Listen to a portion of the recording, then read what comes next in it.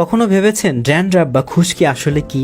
আপনার মাথার ত্বকে খুশকি হওয়ার প্রধান কারণ হচ্ছে এই মেলাসেজিয়া গ্লোবোসা নামক ছত্রাক। এই ছত্রাক আপনার মাথার ত্বকের এমন 12টা বাজিয়ে দেয়। চলেন দেখে আসি এই ছত্রাক আসলে আমাদের চুলের কি ক্ষতিটা করে।